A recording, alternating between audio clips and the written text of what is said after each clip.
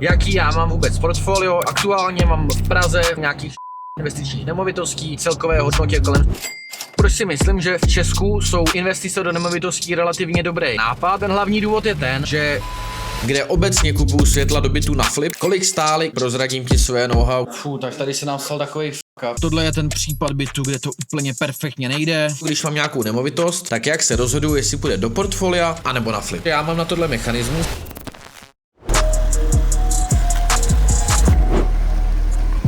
Přátelé, já vás zdravím u 10. vlogu. Moje jméno je Kuba Hošek, jsem podnikatel, investor, nadšenec do nemovitostí a máme tady speciální 10. vlog. Proč je speciální? Ze dvou důvodů. Za prvý je speciální protože je to jubilejní 10. vlog a jsem sám na sebe pyšnej, že už jsem vydržel 10 dílů vydat a doufám, že se dostaneme ještě ke 100, takže je takový malý jubilejní vlog. Druhá taková významnost je ta, že je to první vlog, který je točený už tady v novém autě daily, už nebudou vlogy z Ečka, budou vlogy tady z N3, takže to je taky taková změna, nový prostředí, na který si můžeš zvyknout. Vzhledem k tomu, že máme 10. jubilejní vlog, tak jsem si řekl, že přinesu takovou drobnou soutěž nebo odměnu pro tebe za to, že koukáš, za to, že koukáte, že podporujete, že už vlastně u 10. vlogu máme 1300 subscriberů, což je něco, co já sám jsem nečekal. Roste to jak z vody, roste to extrémně rychle, nikdo to nechápe a mě nevíme. Takže moc děkuju. Furt se mě na něco ptáte, furt dostávám otázky, nemovitosti, biznis, škálování, nábor zaměstnanců, co si myslím o takový nebo vakový nemovitosti. Moje soukromé zprávy na Instagramu jsou úplně přepěchovaný, každý den vás tam píše třeba 20-30 s nějakým dotazem a já si toho moc cením, moc vážím, ale už přestává být v mých silách na všechno odpovídat, ale dělám, co mi síly stačí. Každopádně napadlo mě, když je to 10. jubilejní vlog, tak vyhlásím malou takovou soutěž. A sice, bude to soutěž o půl hodiny se mnou, takže zavoláme si, můžeš si připravit otázky, cokoliv tě zajímá, ať to jsou nemovitosti, biznis, podnikání, cokoliv, co tě bude zajímat a já budu moc třeba pomoct, tak ti budu věnovat svůj čas, půl hodiny online, anebo jestli jsi z Prahy, tak můžeme zajít třeba na obídek a můžeme to probrat. Obídek samozřejmě na mě, někde třeba na Karlíně, kde máme kancelář optimáckou. Takže o to se teď bude soutěžit, můžeš vyhrát půl hodiny se mnou a můžeš se mě zeptat na cokoliv tě zajímá, všechno odpovím bez omáčky, na rovinu, tak jak to je, tak jak to vím, tak jak to já znám. Jak můžeš vyhrát, je to jednoduchý. Stačí, když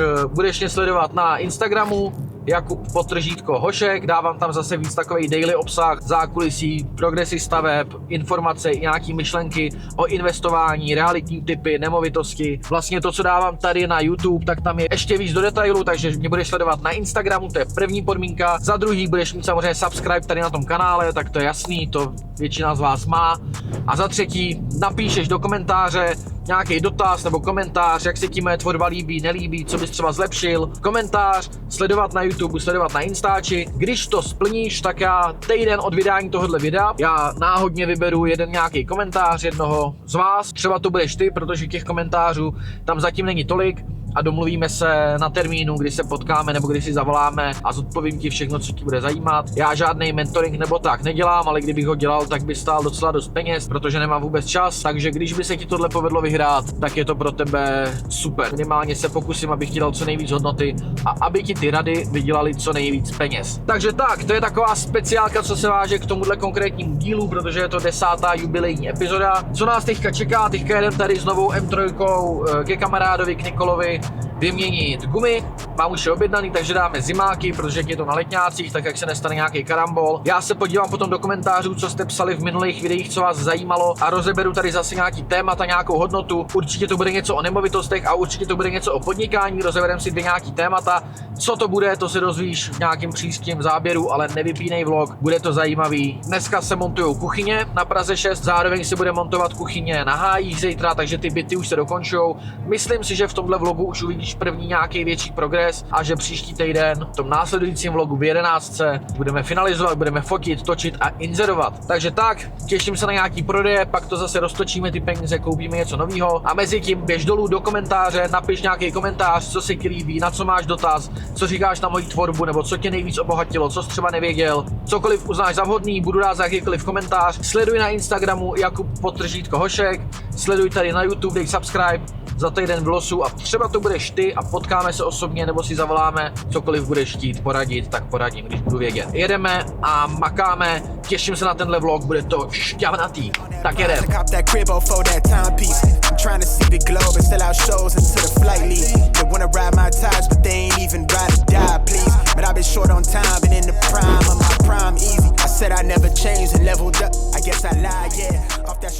Tak hele, jsem doma, už je večer, teďka jsem přidával vlog číslo 8. Jsem extrémně nasranej. 2 hodiny čekám na thumbnail, než mi editoři pošlou thumbnail. Thumbnail samozřejmě nepřichází, furt mě natahujou, že to bude za chvíli. Nakonec jsem to po 2 hodinách musel vykopnout s nějakým provizorním thumbnailem, takže doufám, že to vlog číslo 8 nepoškodí. Čekám, až mi to pošlou snad co nejdřív.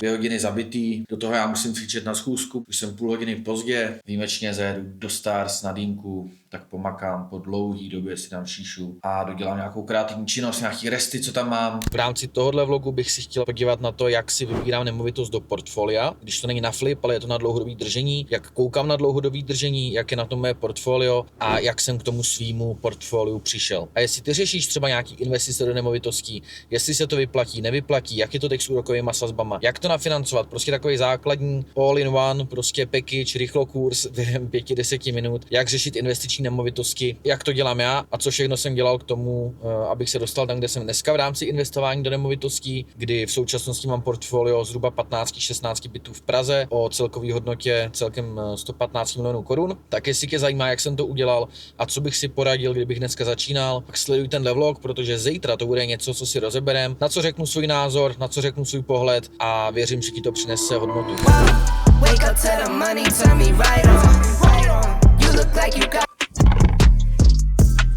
Máme tady další den a jedeme se mrknout na stavby, protože už jsem tam zase pár dní nebyl. Co mi kluci posílali fotky, tak už jsou komplet hotové koupelny, už je dokonce hotová jedna kuchyň. Jednu kuchyň děláme takovou v dámském stylu. Já jsem většinou ty byty vždycky dělal takovým pánským stylu, protože jsem taky chlap, takže se mi to líbilo. Ale řekl jsem si tím, že teďka tam jsou 3 byty naráz vlastně v té lokalitě a bude si teď začínat 4., tak je potřeba jeden ten byt udělat dámský, jsem si říkal, nebo víc takový do dámského neutrálního stylu. Takže jeden ten byt bude takový béžová stěrka, béžový bezfalcový dveře, bílá kuchyň s dřevěným dekorem, takže jsem na to zvědavej. Je to zase IKEA, ale vypadá to hodně zajímavě, takže jsem zvědavej, co na to řekneš. Za chvíli si to ukážem, už je namontovaná ta kuchyň. Zároveň druhá kuchyň se bude montovat v pondělí, už jsme skoro hotoví. Už jsou položený podlahy, montujou se garníže, koupelny, jak jsem říkal, jsou už hotový, takže všechno uvidíš, všechno ti ukážu. Zároveň druhá věc, na svůj osobní Instagram, Jakub_Hošek, jak už jsem říkal, tak jsem dával včera zajímavý tip do storíček ohledně rizik při rekonstrukci a jak se proti nim zajistit, jak si udělat pojistku a nějaký tipy k tomu. Takže jestli tě takovéhle informace zajímají o biznisu, o nemovitostech, tak mě sleduj i na Instagramu, protože tam dávám za prvý víc takový zákulisní obsah a za druhý takovýhle tipy, které pak jsou vloženy tam v sekci myšlenky ve výběrech. Takže se na to můžeš podívat, spoustu zajímavých hodnoty i na Instači. Poslední věc, měl jsem takový fuck up teďka týden, nemohl jsem týden dohnat elektrikáře, byl týden nezvěstný, už jsem si plánoval, jak vám tady řeknu stížnost, že se mi týden neozývá, ale nakonec se to vyřešilo, byl chudák nemocnej, takže konečně se ozval, už jsem se bál, že budu bez elektrikáře, ale ozval se, takže v pondělí začne 3 kompletace na Hájích, tady na Praze 6 jeden byt, na Praze 6 druhý byt, 3 kompletace a máme ještě wellness privátní, který je rozdělaný, nebo já mám ještě privátní wellness, který je rozdělaný, kde chybí taky dodělat ještě pár drobností, zapojit kotel a td, takže to je všechno na elektrikáři, ale začne se to už realizovat příští týden, pak začnou nový hrubý rozvody, protože už se nám tam štosujou 4 nový byty, co budeme realizovat. Teďka už dost řečí, jdem se podívat na Prahu 6, na 2 stavby, jak to tam vypadá, jaký je progres a zajímá mě, co na to řekneš. Takže jedem, tati. Zastávka číslo 1, byt Žukovskýho, to je ten v dámském stylu. Ahoj.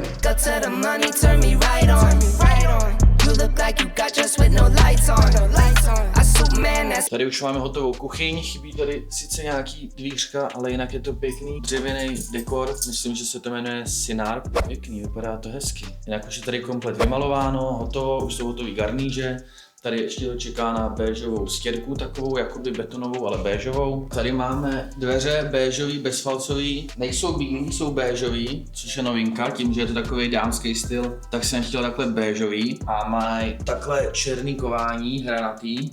bylo docela drahý. Ty dveře vyšly sakum prásk, jak tam někdo psal, že to má rád takhle, tak dveře vyšly sakum prásk na zhruba 50 000 ty 3 dveře. Je to trochu dražší, ale jsou to sapelky, jsou bezfalcový, mají prémiový kování a myslím si, že to je něco, co ti kupující ocení. Jinak jsou tady nový okna, krásný, plastový, s trojsklem. Příští vlog budeme fotit a inzerovat, takže jestli to chceš vidět, tak sleduj a jdeme na byt Vlastina. Tady v bytě Vlastina jsem zapomněl možná říct, včera se zjistilo, že chybí jedno balení podlahy, což je pěkně na pytel, protože ta podlaha je na objednávku, čeká se na ní 2 týdny, takže tady se stala chyba a tady to asi 6 týdnů nebude, protože se bude čekat na podlahu. Už se objednala v Hornbachu, tak se musím modlit, že to bude co nejdřív, ale to je prostě chyba, která se občas stane a bude nás stát 2 týdny času. Ne vždycky všechno vyjde úplně hladce, to tak prostě je, no. Tak jsme tady, jsou kluci ve 3, tak se nezvědaví.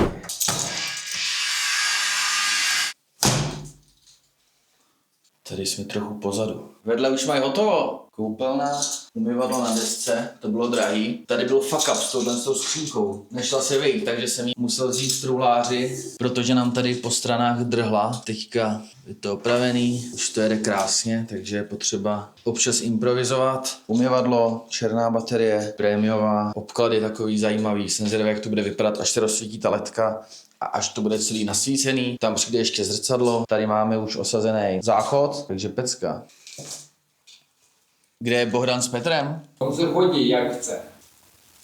Jsme v kuchyni, tady sice není ještě namontovaná kuchyně, ale už je tady namontovaná stěrka, pěkná. Kdybyste chtěli, tak přidám kontakt, protože řemeslníka tolik nevyužiju. Mám možnost toho dělat víc, takže kdo bych chtěl kontakt na šikovného stěrkaře, napiš mi, rád předám, rád se podělím, dělá to dobře, není to tak drahý. Tady musíme ještě udělat garníže, ty ještě vůbec nejsou a v pondělí přijdou montovat kuchyni. Jak vidíš, tak kuchyně už je tady zavezená, takže všechno jede, ale chybí tady ta podlaha, no, 2 balení, takže to je jediná škoda, bude se chvíli čekat. Až na pár drobných detailů oba byty hotový a teď nastává jiný problém, že chlapi se mě ptají, co bude další práce a já mám 4 byty zarezervovaný nebo v procesu akvizice. Jeden na Brandlově v Kamík, tady ještě jeden na Ruzini, potom Brandlova a potom Spořilo v Koceradská. Takže jsou 4 byty, které jsou ready, ale nepočítal jsem s tím, že to tady stihnou chlapi takhle rychle, takže zase další chyba z mojí strany. Nějak se mi teďka nejsem ve formě, takže je to tady rychle hotový a budou mít kluci asi pár dní volno teďka, no, protože musím rychle vyřešit, kam je poslat, jaký byt bude nejdřív ready a kam je můžu poslat, aby mohli pracovat, protože dlouho nechce nikdo být doma a nerad bych, aby šli někam jinam. Takže mě čeká úkol dneska, zítra vymyslet další stavbu, kam půjdou, ale to zvládnem a myslím si, že v době, kdy budeš křičet na tady ten vlog, tak už budou někde makat. Mimochodem, připomínám, nezapomeň na dnešní soutěž, jubilejní 10. vlog, takže co jsem říkal, sledovat tady, sledovat na Instači Jakub _ Hosek a napsat do komentáře něco. Tak pojď na to a mezi tím jedeme do kanclu a jedeme makat. Dorazili jsme ke kanclu, jsme tady na Karlíně a je tady kamarád a spolupracující v rámci Optimum. Jdeme probrat nějakou spolupráci, nějaký nový auta, to tady točit nebudu. Kamarád nechce být na kameře a ani se to úplně nehodí, takže jdeme makat. Máme teďka po 3 náročných meetingsích, máme to za sebou, úplně mi bolí hlava. Teď jsme měli 1 meeting, 2. meeting, 3. meeting, na to navázal nečekaně 4. meeting, ještě takovej, dá se říct, poloviční. Takže 2-3 hodiny teďka non-stop jednání. Tady z toho pěkný čurbes, ale prostě jsme tady, aby se makalo, že ne, aby to vypadalo hezky. Večer kolem 5. 6. má kamarád Ivan Sojma, majitel Mistu, majitel sushi do Ebi Kokota, možná znáte. Dávám tady někde Instagram na Ivana, můžete mrknout, zajímavý týpek, ale hlavně superový kámoš, tak dneska slaví narozky, bude tam i Domča Nábělek, bude tam Bohdan Bíhasl, budou tam další kluci, takže jdeme do sauny, do ruský baní. Je to vždycky takový zajímavý zážitek, protože tam mají ryby takový a kvás a je to jako zábava, je to super, těším se na to. A ještě jeden update na byty Praha 6, co jste viděli předtím ráno, tak jsem už objednal úklid na příští týden, na úterý a na středu, takže už to bude uklizený, pak už jenom nafotit, nastageovat a do prodeje. Zkusím to za 8, myslím si, že se to prodá. Takže jestli to vyjde, tak tam bude ještě větší profit než na tom prvním. Uvidíme, každopádně takový insight, že to půjde za 8, tak jsem zvědavý, jak to dopadne. Každopádně teď mě bolí hlava, tu trošku na vzduch. Ještě když tak moc odpoledne, tak jsem si říkal, že trochu pročistím hlavu a zajedu se mrknout na progres na bytě Praha 11 Emilie Hiblerové 4KK, který už je taky těsně před dokončením. Je tady týpek ze stavební firmy, ukáže mi, jak to vlastně nakonec srovnali ty vejšky, protože jestli si pamatuješ, tak v předchozím vlogu, ve vlogu číslo 8 jsem ukazoval, jak tam jsou nerovnosti v té podlaze, takže to se mělo vyřešit a jdem se podívat obecně, jakým to je stádiu. Dovezli jsem kuchyni, měla by tady být už hotová stěrka, takže už je to skoro hotový. Takovýhle balkónek k tomu máme s lodží. To se bude podle mě líbit, až sem budou chodit lidi na prohlídky. Balkon s lodží, to je vždycky paráda. Kvůli takhle jsou velkýho bytu. Jdem se mrknout dovnitř, pojďme. She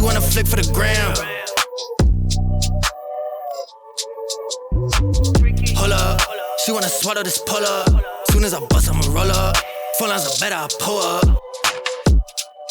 Tak tady se nám stal takový fuck up. Tady nahoře děláme garníže schovaný, ale bohužel se to udělalo moc úzký, takže ty garníže se tam nevejdou. Byly by na radiátoru položený, takže teď se musí ten sádrož trochu posunout, ale samozřejmě je to trochu problém, protože tady je betonová stěrka, tak se to bude muset nějak dodělat, no. Tak snad si s tím stěrkař poradí. Tamhle to je vlastně to samé, zase musí se trošku posunout ta garníž, aby ten závěs potom byl pěkně před tím radiátorem, protože aktuálně by padal na něj. Jsme těsně před dokončením, těšil jsem se, že už to bude hotový. Tyve, bohužel jsou tam 3 velký fuck-upy, na kterých se přišlo. Jeden jde za mnou, moje subdodávka to způsobila, takže to jde za mnou. Umyvadlo se dalo do rohu úplně, přitom mělo být vycentrovaný mezi vanou a příčkou, takže se musí odsekat, vymontovat a musí se přesunout. Problém je, že už jsou díry v obkladech, takže obklady se musí vyměnit, to znamená dovíct nový obklady, koupit nový obklady, zaplatit více práce obkladače a zdržení, takže to je to se prostě pokadilo. Zároveň pak tam jsou 2 takový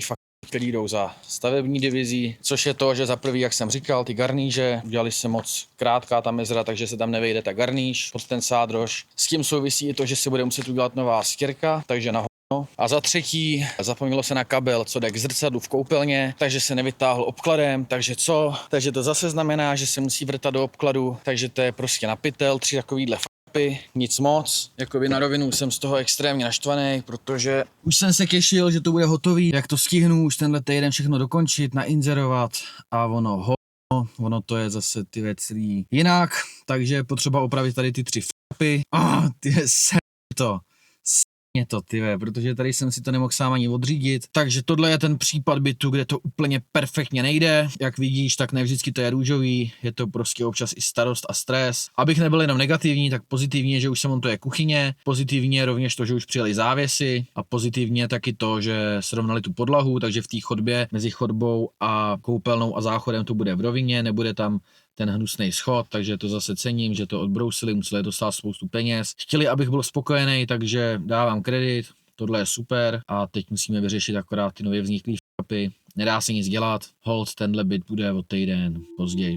Nedá se svítit. Jedeme teďka za kámošem, za tím Ivanem, jak jsem říkal, na oslavičku do sauny. Bude to podle mě oslavička bez alkoholu, ale aspoň pokecáme, budu tam já, bude tam Domča, Nábělek, Ivan právě, kamarád, jak jsem říkal, do Ebi Kokota Mis. Bude tam Bohdan z B-Hustle, co jsme točili Hustle and Chill, který už máme mimochodem přes 13 000 views. Takže díky moc, klidně se na to běž ještě podívat, až dokoukáš tenhle vlog samozřejmě. Vzhledem k tomu, že teďka jedeme a máme před sebou nějakou 15 minut dlouhou cestu, tak jsem si řekl, že je ideální chvíle, abych rozebral to, co jsem ti slíbil, že rozeberu v tomhle vlogu. To znamená nějaký investiční nemovitosti, můj přístup k investičním nemovitostem, moje investiční portfolio, jak na to pohlížím, jak si třeba investice vybírám a td. Tady to téma by určitě vydalo na celý samostatný video, tady to je v rámci vlogu, takže to musíme shrnout nějak jako víc v rychlosti, ale věřím tomu, že to zvládneme a že minimálně ti aspoň trošku řeknu svůj kontext, jak já to mám, jaký je můj investorský příběh a td. Za prvý, pojďme si říct, jaký já mám vůbec portfolio, jak dlouho investuju, co jsem zainvestoval, co jsem koupil, pronajmul a co mám v tomhle směru za sebou, protože podle mě je to důležitý. Když ti tady budu říkat nějaký svůj názor na to, jak na nějaký věci koukám, jak k tomu přistupuju, tak je potřeba podle mě zmínit, co mám jako za sebou v tomhle oboru, protože ne, abych se nějak chlubil, nebo tak já z toho nic jako nemám, já nic neprodávám, žádný kurz nebo nic takového, takže jde spíš jako o to, že já sám nerad poslouchám rady od někoho nebo zkušenosti od někoho, když jakoby nevím, co ten člověk má za sebou. No, jsou taky ty 18letý životní koučové a tak dál. Nemám to úplně rád, není mi to úplně sympatický. Podle mě je potřeba, aby člověk měl něco nejdřív za sebou a a pak o tom můžeme mluvit. Každopádně, co já mám za sebou? Aktuálně mám v Praze, mám dejme tomu nějakých 16 investičních nemovitostí, celkové hodnotě kolem 110-120 milionů korun, furt to tak osciluje, záleží, kdyby se udělal odhad, já mám poslední odhady asi 4 měsíce zpátky, tehdy to bylo 112 tuším nebo nějak tak, takže dneska máme plus pár měsíců, takže řekl bych 110-120 milionů. To není podstatný je to, že mám zkrátka za sebou spoustu jednotlivých akvizic, spoustukrát jsem si prošel tím procesem a spoustukrát jsem hledal nějakou nemovitost, mám za sebou stovky prohlídek, desítky vyjednávání s makléřema a tedy, takže takhle na to zkrátka koukám já, tohle je moje portfolio. Příběh mýho portfolia. Já jsem první byt koupil v roce 2020, kdy jsem dostal tip od kamarádky, že je tady investiční příležitost, byt, Park Residence Klamovka na Smíchově, 1K, 32 metrů, pokud si dobře pamatuju, se sklepem. Hezká novostavba, přímo od developera, říkám dobrý, koupil jsem to. Tehdy ta kupní cena byla 3 miliony, asi 500 000 korun nebo 3,5 milionu. Dneska, když jsem si dělal odhad, tak je tam 7,5 milionu korun odhad. Ta nemovitost je pronajatá od prvního dne. Byla tam jedna nájemkyně, pak se nastěhovala druhá. Super, bez problémů, jede to. Nemovitost držím, nemám v plánu prodávat. Hypotéku tam mám zafixovanou za 2,2% na 10 let, takže nádhera vzhledem k dnešním sazbám. Potom jsem chvíli nic nekupoval, zhruba půl roku na to jsem koupil druhou nemovitost, což byla rovněž na Smíchově. Byla to nemovitost s předzahrádkou v takové novostavbě, 5 let zhruba starý. Mezitím jsem si koupil nebo zazálohoval stavbu ve Finepu, garzonku zase v projektu Kaskády Barrandov, z čehož se nakonec stala moje třetí nemovitost. Já jsem to původně chtěl tehdy flipnout, koupit a potom prodat, jakmile se to dostaví, protože i s tímhle jsem měl tehdy zkušenosti, takhle jsem za svůj život 2 nebo 3 nemovitosti otočil, flipnul. Každopádně nakonec už mi to Finep nedovolil, takže mi nezbývalo, než si to nechat, takže jsem si ji musel nechat, pronajmout a byla to moje třetí nemovitost do portfolia. Čtvrtá nemovitost do portfolia, kterou jsem kupoval, tak byla v Praze na Smíchově, byl to byt v suterénu, ale byt, koupil jsem ho relativně levně, tehdy asi za 2 800 000 a předělávám to na privátní wellness, až to bude dokončený, tak ti ukážu i wellness.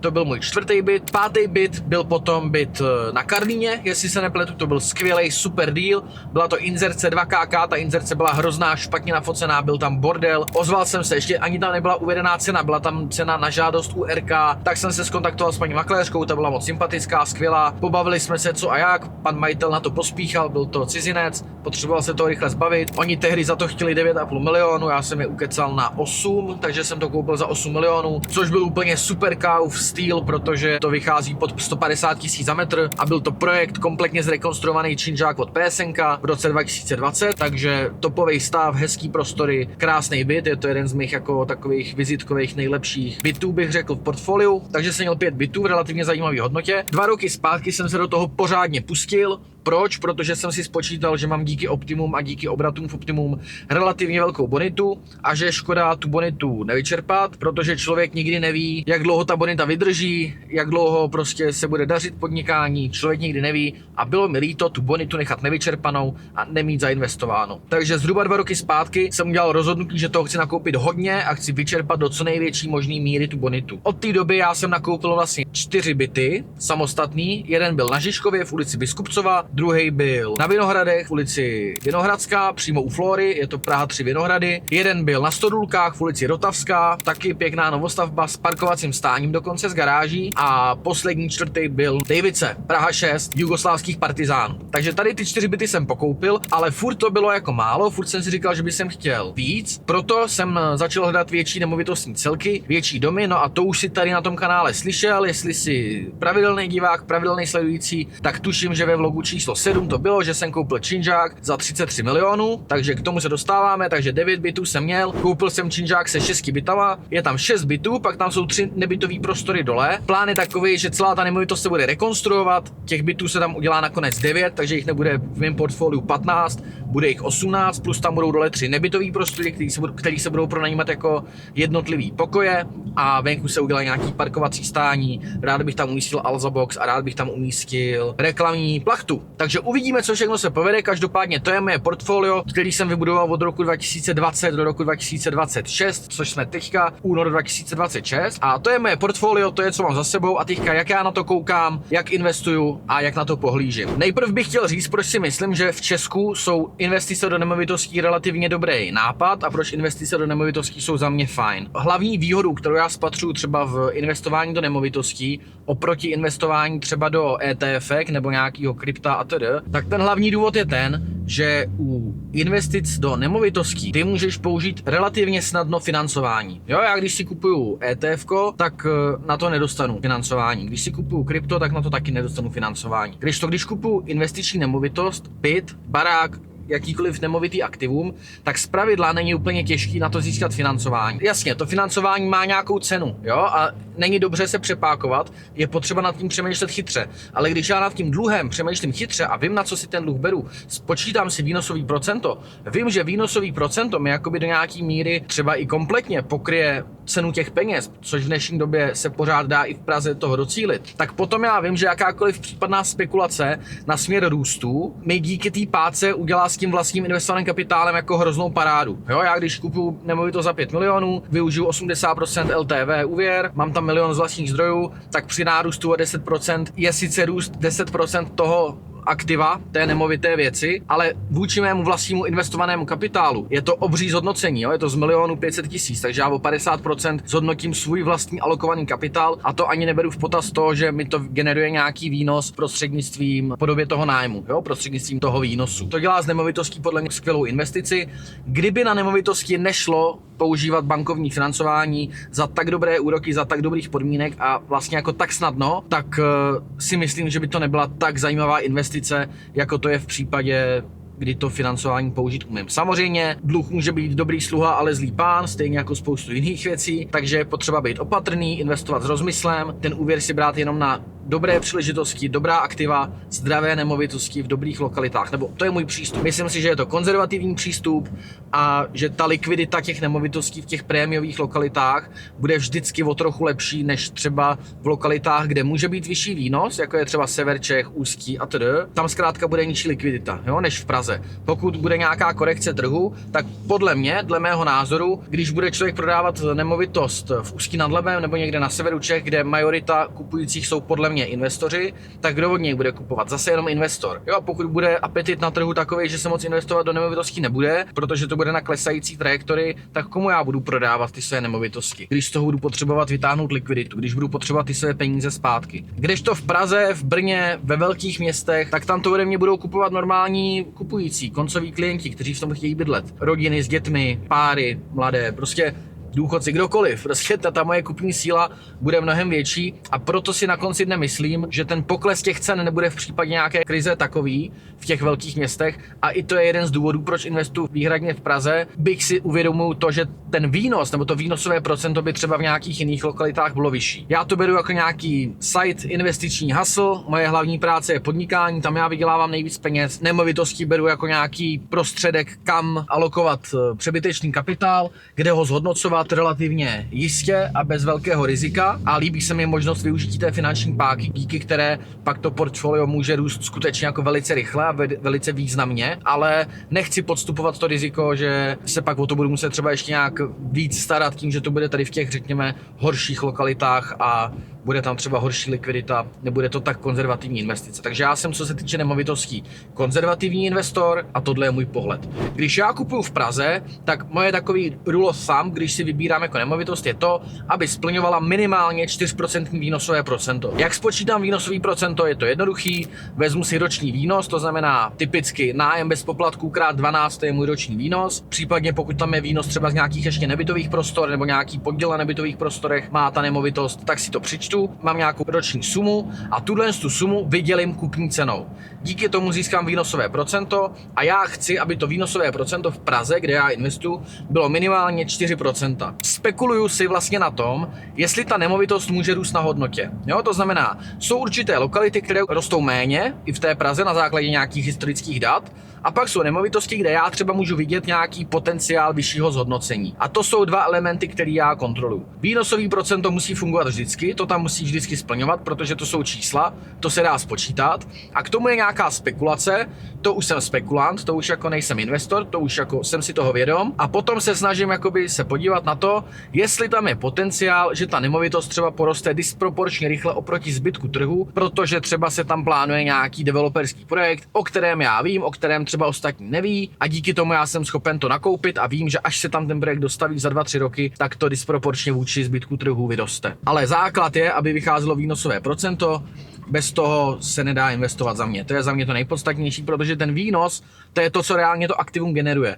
Všechno kolem, všechna spekulace, že to poroste a že to poroste na hodnotě, to už je spekulace a to už je gamble. Jo, to může to být, nemusí, ale když mám v pořádku výnosový procento a mám dobře zafixovaný úvěr, tak vím, že jsem dobrý. Jo, a výnosový procento je to, co já hodnotím. Takhle to prostě dělám já, to je můj přístup. Takže to je takhle ve zkratce, jak já koukám na investice do nemovitostí. Už teďka přijíždíme tady k sauně, takže máme posledních pár minut, takže ještě to vezmu hopem. Kdyby si měl jakýkoliv dotaz na nemovitosti, na investice do nemovitostí, napiš mi to do komentáře, já ti na to odpovím. Nenabízím žádný kurz na to nebo workshop, to ne, ale pokusím se odpovědět v komentářích. Nemám tak velký portfolio jako třeba nějací investoři, kteří dělají jenom investice do nemovitostí. A já jsem nad tím původně přemýšlel, že jakoby nemůžu tvořit nemovitostní obsah, že tady jsou větší ryby, které mají větší portfolia, ale pak jsem si uvědomil, že jakoby každý se tomu věnuje dedikovaně. Jo, jsou tady super kapacity na investování do nemovitostí. Martin Kořenek, super znalosti, Tomáš Bumbálek, super znalosti na workshopy, na rekonstrukce, kamarád a Bake, prostě super info a spoustu dalších, kteří se specializují vždycky na ten segment. V čem já jsem jiný, nechci říkat, jestli to je výhoda nebo nevýhoda, ale v čem je ten můj příběh jiný, je to, že já investuju do nemovitostí, dělám rekonstrukce a flipy, dělám nějaký drobnější development a do toho vedu firmu a podnikám a mám jako více těch pilířů těch aktivit, takže nejsem v ničem jako tak daleko jako tady ti experti, ale na druhou stranu já se na to můžu podívat ze širší perspektivy, můžu jako více pomoct třeba v tom, jak se koukat na investice versus podnikání, kam alokovat kapitál dřív, co dává větší smysl, co změnit v podnikání, abych měl třeba lepší bonitu v bance a tedy dokážu se na to zkrátka podívat z nějakého většího nadhledu, což v určitý chvíli třeba podle mě může být v lecčems výhoda. Samozřejmě kluci mají skvělý content, skvělý informace, skvělé služby. Sám jsem byl na workshopu jak Martina Kořenka, tak Tomáše, takže vůbec jako úplně super. Běžte taky, jestli na to máte peníze a chcete se tomu začít věnovat, jako doporučuji, super info. Ale co můžu předat já, prostřednictvím tady těch videí a prostřednictvím obsahu, který je zadarmo, protože chci budovat značku a chci ti předat to, co já vím, tak myslím si, že ta moje výhoda je v tom, že to vidím jako ze širšího, řekněme, spektra, no, nebo z většího nadhledu. A můžu ti dát ucelenější obrázek, jak na to pohlížet v té konkrétní situaci, ve které se třeba nacházíš, i z hlediska práce, zaměstnání, podnikání a tedy. Pokud by si chtěl dedikovaný video jenom na to, jak koupit investiční nemovitost, jak vyřešit financování, jak jí najít tu příležitost, jak začít budovat to portfolio, jak to udělat, aby ti nikdy nedošla ta bonita, aby si furt mohl financovat dál a dál, tak mi to napiš do komentáře. Ano, chtěl bych video na nemovitosti, když tam bude těch komentářů dost, tak já na to natočím několik samostatných videí, kterých budou dohromady tvořit takovej návod, jak můžeš začít investovat do nemovitostí. Bude to na základě mých zkušeností, jak jsem to dělal já, nebo jak to dělám já ještě nekončím, furt kupuju. Teďka zrovna koukám po nějakých zajímavých příležitostech, takže i to třeba uvidíš tady na vlogu. Takže tohle je moje investiční portfolio, jak ho mám já, jak na to pohlížím, kde investuju a proč a jak vyhodnocuji investice. A já se jdu saunovat, jdu popřát Ivanovi k narozkám a jdu si užít hezký večer. Takže tak, vidíme se, čus. Je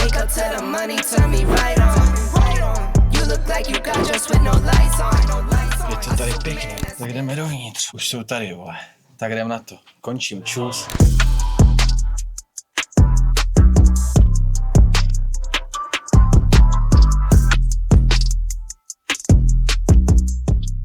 Tak už nám tady přišlo žrádlo, tyve, vypadá to zajímavě. To je speciální kečup do šašliku. Speciální kečup do šašliku. Ale vidíš to tady?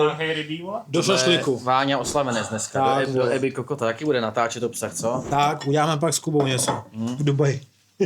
Dobrá saunička tady, tyve. Takhle můžete vyjít ven. Tam je jezírko, metličky, jídlo, šašlik. Dobrý, doporučuji. Je to bez alkoholu, dá se říct. Měl jsem jedno pivíčko necelý, takže pohoda. A večer ještě pomakat. Den nekončí, ale ve vlogu už dnešní den končí. Vidíme se zítra. Čus. Je tady sobota ráno, sobota dopoledne.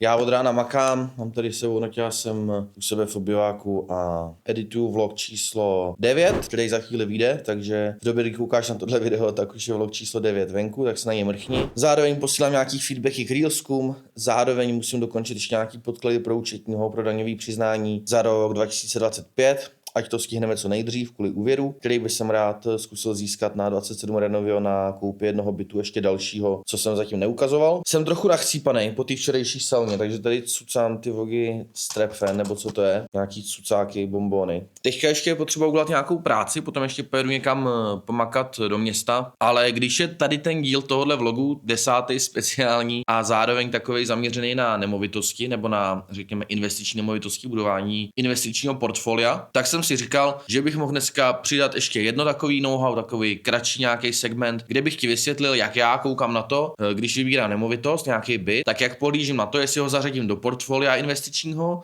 anebo jestli ho zařadím do flipovacího portfolia, jestli ho prostě zrekonstruju a prodám. Když vidím dobrou příležitost, vždycky kupuju a pak se rozhodu, na jakou z tady těch stran jí dám. Takže to je něco, co si dneska ještě proberem. Je to něco, co ještě bude v tomhle vlogu, takže nevypínej. A taky se mě někdo ptal na Instagramu do DMs, kde objednávám světla, kolik to stojí, kolik stojí světla do bytu. Tak jsem si řekl, že až to budu objednávat, tak to naházím do košíku a ukážu pak rychle na kameru, co objednávám, kolik to stojí do toho velkého bytu a jaký e-shop využívám, protože může to být zase něco, co se ti může hodit. Já si sám pamatuju, když jsem objednával světla do prvních bytů, co jsem flipoval nebo i vybavoval na pronájem, tak jsem docela nevěděl, kde ty světla koupit. Bylo to buď drahý, nebo to nebylo skladem, nebo jsem prostě nevěděl. Teďka už tím, že už to jsou prostě desítky bytů, co mám za sebou, tak už mám vybraný e-shop, kde kupuju. Jsou za dobrou cenu, vypadají hezky, dají se tam měnit ty kelviny, což určuje vlastně teplotu té barvy. Takže jestli tě to zajímá, tak nevypínej, sleduj. Teďka si rozebereme dvě témata, dvě takový, řekněme, menší témata. To sice za prvý, jaký světla jsem koupil do bytu na hájích, kolik stály, kde je kupuju, kde obecně kupuju světla do bytu na flip anebo i na pronájem, takže prozradím ti své know-how kompletní ohledně světel. A potom druhý téma, když mám nějakou nemovitost, tak jak se rozhoduji, jestli půjde do portfolia anebo na flip. To si teďka rozeberem. Nejprve teda světla. Tak já využívám e-shop Svět svítidel, nemám s nima žádnou spolupráci, nemám žádný affiliate odkaz, nic takového a konkrétně ti ukážu, jaký světla jsem přesně objednal do toho bytu na hájích. Ten byt na hájích je 4KK, takže je to docela velký byt pro velkou rodinu a je tam hodně místností. Jsou tam 3 pokoje, jeden obývák, vlastně 2 ložnice řekněme, jedna pracovna, jeden obývák, chodba vstupní, koupelna, záchod. Jo, takže hodně místností, hodně světel. Co jsem nakonec koupil? Začneme chodbou. Do chodby já rád dávám takový ty bodovky, ale ne ty bodovky, co jsou v sádrokartonu, ale ty bodovky, které se přisadějí. Jsou takový válečky, dělají bílý nebo černý, stojí 450 Kč, takže není to žádná úplně drahá záležitost. Je k tomu teda potřeba koupit ještě žádovka, takže Sakum Prásk vyjde ta jedna, řekněme jedno to svítidlo třeba na 500 Kč, ale za mě vypadá to hezky, je to za mě designový, moderní, používám to často do chodby vždycky nebo někam i třeba mezi kuchyni. Potom jsem objednal velký přisazený LED svítidlo, 3krát do pokoju, jednou do obýváku, takže celkem 4 tady ty světla. Tady to světlo stojí zhruba 1300 Kč, mají tam nějakou množstevní slevu od 3 kusů, takže tohle jsem objednal. Pak jsem objednal nad jídelní stůl takový světlo. Tady já doporučuji vždycky dát nějaký světlo na lanku, který je vlastně pak nad tím stolem. Je potřeba přemýšlet, když mám čtvercový stůl nebo vím, že bude čtvercový stůl, tak dám spíš nějaký, řekněme, nějakou tyč nebo nějaký obdélník. Když mám kulatý stůl, tak dávám kulový svítidlo anebo 3 nějaký bodovky, jako jsem mohl třeba vidět v bytě na Ruzini. Tady jsem objednal takový na lanku, kulatý svítidlo, stálo zhruba 3500 Kč. Myslím si, že to bude docela pěkný. Je potřeba ještě myslet na to, takový tip, když děláš rekonstrukci a taháš si ty kabely v tom sádrokartonu, tak už je dobrý vědět, kde bude jaký nábytek, kde bude jaký vývod, aby ti pak to světlo šlo skutečně do prostředka toho stolu a neměl jsi to potom shaderem. Takže za mě, když už ta rekonstrukce postupuje, tak pokud nemáš projekt od začátku, tak si ho aspoň dodělat v průběhu, abys už jako věděl, pak když už se dělají ty čistý práce, kde má co být. Úplně nakonec do koupelny jsem zvolil zapuštěný podhledový svítidlo. Do koupelny je potřeba myslet na to, že to světlo musí mít krytí minimálně IP44, aby prostě když se tam dostane voda, tak aby to nikoho nezranilo, aby to bylo bezpečný. Takže jsem koupil 2 tady ty podhledový svítidla a Sakum Prásk, tady ta celá objednávka světel do bytu 4KK na hájích, což je relativně velký byt, tak tady ti ukážu přesně tu moji objednávku a pokud se nepletu, tak to stálo bezmála 18 000 Kč. To si myslím, že za světla do celého bytu není vůbec špatný. K tomu tam samozřejmě budou v těch podhledech ještě ty LED pásky designový, to bude samozřejmě taky něco stát, ale to už je spíš takový design, než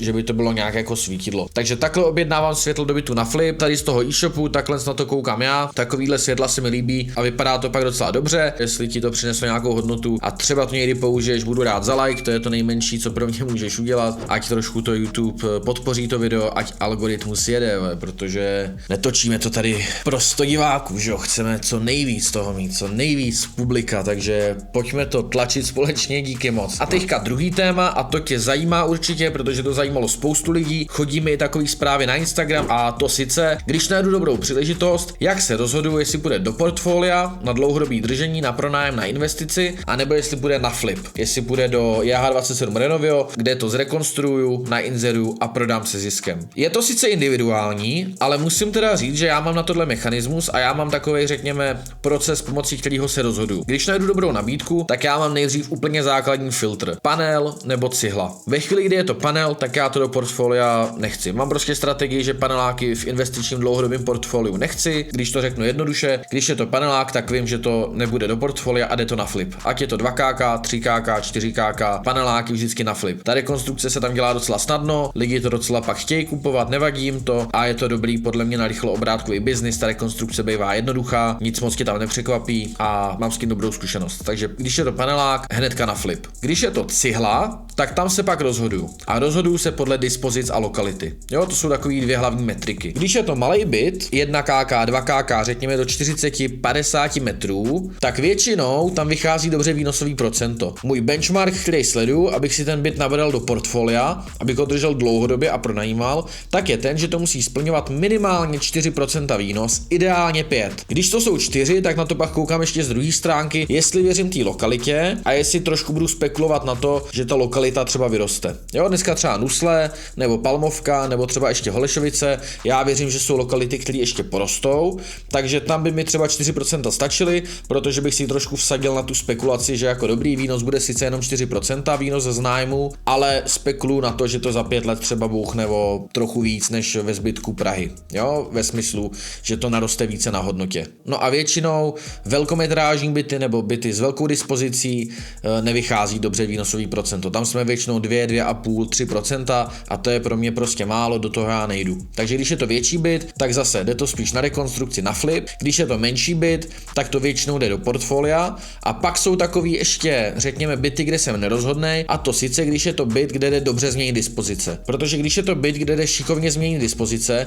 tak já vím, že na tom flipu udělám velký zhodnocení a tam, i když je to menší byt s dobrým výnosovým procentem, tak když tam jde šikovně změnit dispozice, tak to často letí na flip. Jo, protože ten výnos je tam zkrátka velikánský. Když koupím velký 1KK a pak z toho udělám 2KK, kde jsou menší ty místnosti, tak to prostě půjde na dračku. A to vím. To znamená, jak se rozhoduju, jestli byt půjde do portfolia, anebo ho flipnu a prodám. Základ, panel, prodávám. Cihla možná si nechám, pak jdu dál.